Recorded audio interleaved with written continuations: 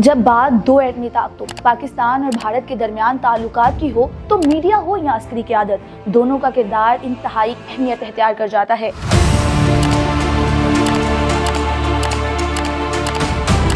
पाकिस्तान और भारत के दरमियान हालिया कशीदगी के बाद जहां पाकिस्तानी मीडिया ने जिम्मेदारी और संजीदगी का मुज़ाहरा करते हुए कौमी बयानिए को मस्बत अंदाज में पेश किया और अमन के क़याम पर जोर दिया, वहीं इंडियन मीडिया की जानिब से जंग को आखिरी हल बताया गया। बार बार पाकिस्तान पर हमला करने का राग लापा गया। दिलचस्प बात यह है कि इस कशीदा माहौल में भारत पाकिस्तान को डरा तो नहीं सका, अलबत्ता अवाम ने सूरत हाल का सामना अपने मखसूस अंदाज में किया। सोशल मीडिया पर मजेदार न्यूज़ की एक जंग छिड़ गई जिसमें संजीदा बात को भी मजाक के पैराए में पेश किया और एक निराली हिकमत अमली अपनाई गई। नाज़रीन, लाइन ऑफ कंट्रोल पर जब भी पाकिस्तान और भारत के दरमियान सूरत हाल कशीदा होती है तो इस दौरान बहुत कम ऐसा होता है कि इंडियन मीडिया की जानिब से मुतवाज़िन सहाफ़ती असूलों पर अमल दरामद किया जाए।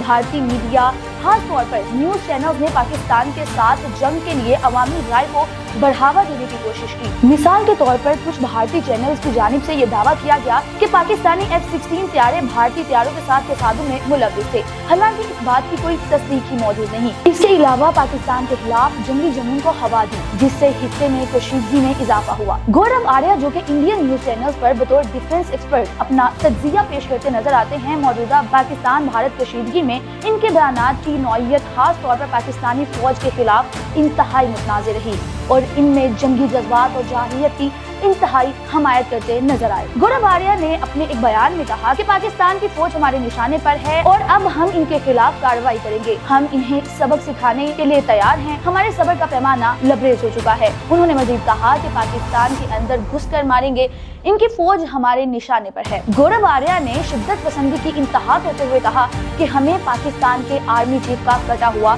सर चाहिए। वहीं दूसरी जानिब पाकिस्तान के मीडिया और सहाफियों की बात की जाए तो वो अमन का पैगाम देते नजर आए। पाकिस्तानी सहाफी हामिद मीर ने कहा कि पाकिस्तान और भारत दोनों एटमी ताकतें हैं और जंग का मतलब सिर्फ तबाही है।